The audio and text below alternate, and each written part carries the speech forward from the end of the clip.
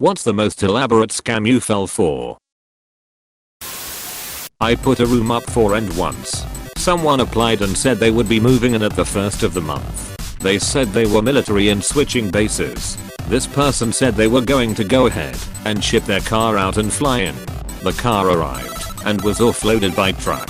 A few days later the car was gone. The person never arrived. A month or so later the police knocked and asked about the car. Ended up being that the car was stolen by whoever this person was that shipped it, and the person who picked it up was a buyer who thought it was legit. Apparently he had a set of keys mailed to him and a fake title.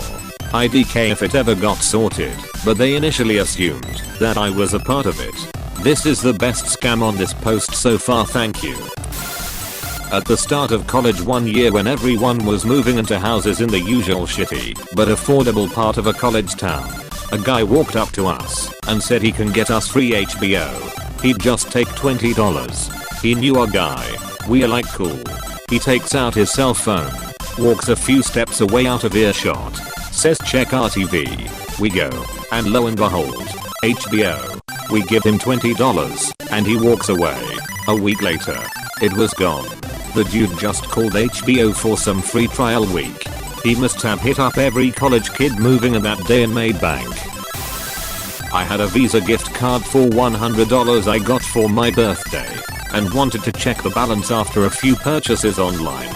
I look up check Visa gift card balance and clicked on the first thing I saw. I'm ashamed to say that I've been there too. It sucked even more because I work in tech. I almost got scammed for my credit card, they nearly had my number. Oh boy, I still cringe about that. Back in the late 90s, early zeros when chat rooms were popular, I met this guy there and we ended up chatting pretty much daily. He had an unusual name for the region. That should have been the first clue. We chatted and sent letters to each other by actual post. Tried to meet up with him so many times, but he always had something come up. One night on New Year's Eve, when we were supposed to meet finally, his cousin shows up and said yeah he'll come soon. He told me to wait here with you. Pretended to call him several times to ask where he was. An hour or so later I just went back home and never talked to the guy again. Turned out the cousin was the guy I was chatting with, and he had made a deal with another guy to see how long I would believe all this. I can't believe I fell for it. Keep in mind I was 16 something back then. Did he really have a deal with another guy? Or was he trying to save his ego after you left the cousin? Clearly the dude was a loser. But I could see it being he showed up as the cousin and still couldn't admit to his lie. So he just piled on with the lie about it was just some deal he made.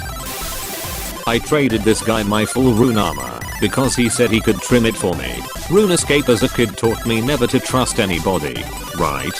Fucker got me with the whole Jagex block you password.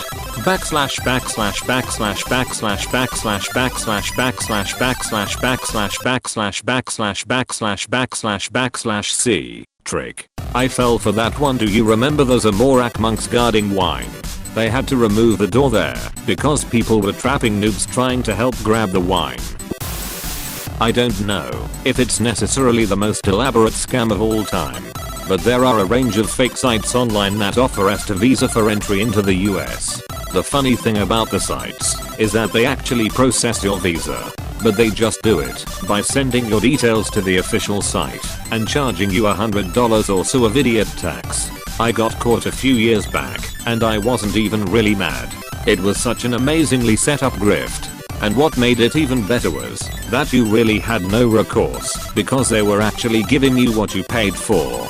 The very first ever internet spam was a couple of lawyers, Cantor and Siegel, https://n wikipedia org/wiki/Lawrence_Cantor_and_Martha_Siegel, who did that, advertised everywhere to help people get their green cards. And all they did was fill in the forms for you. In the late 50s or early 60s, some guy came into my grandpa's shop selling color TVs out of the back of a truck. The family had never had a color TV, and the price was way less than what a store charged. So he bought one. He excitedly brought it home, plugged it in, and turned it on. Black and white. He played with the knobs and antenna. Nothing. No color. The guy took a bunch of old black and white TVs, slapped a rainbow sticker on them, and sold them as color.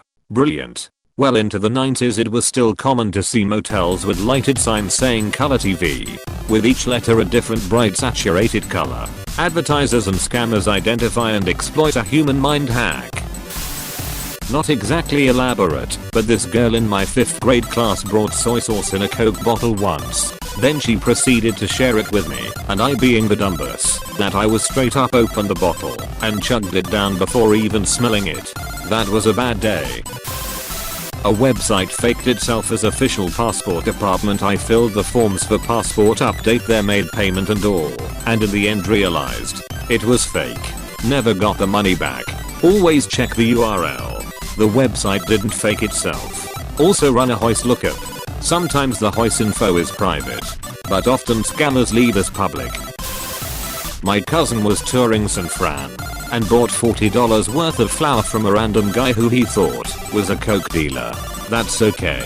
I once bought what I thought was weed from a guy in a Vegas casino. He shows me the bag quickly. I see some nice dense green buds. We make the exchange in the men's bathroom and I quickly shove it in my pocket. When I go to look at my newly acquired buds, it turned out it was just crumpled up green paper. Similar thing happened to my husband, only instead of green paper the nice green buds he saw turned out to be pieces of broccoli. My grandmother gave away my grandparents' life savings to a Nigerian scammer. She fell for one of those emails from someone stating my grandfather's long lost uncle died and left them $2 million and 2 Mercedes, and they needed $5,000 to process the transaction. This went on for close to 2 years. The money was taken slowly. Each time they called, it was a different excuse. The car was stuck in California in customs and they needed money to get it out. The car was halfway there, but ran out of gas or blow a tire. It was one thing after another. My dad and the rest of the family begged her to stop sending money, but she truly believed in her heart the money and cars were on their way. Sad really. My dad contacted every government agency there was to try to stop it, but they all said they couldn't help because she was willingly still giving them money. Eventually, I think she came back to reality. My grandfather got on the phone and told them he thought they were a scammer and they threatened his life. Said they knew where he lived and such. So, they were paranoid for a while that these guys were going to come after them. It's been about 5 years since all that happened, and my grandfather has passed away. Now my grandmother doesn't have enough social security to live on and my dad has to send her money to get by because she gave all hers away. I had a cousin who used her miscarriage to get money from me. She made this whole sob story about how it damaged her insides and she needed help to fix it, but she didn't have insurance. She knew a doctor who'd help her for a fee.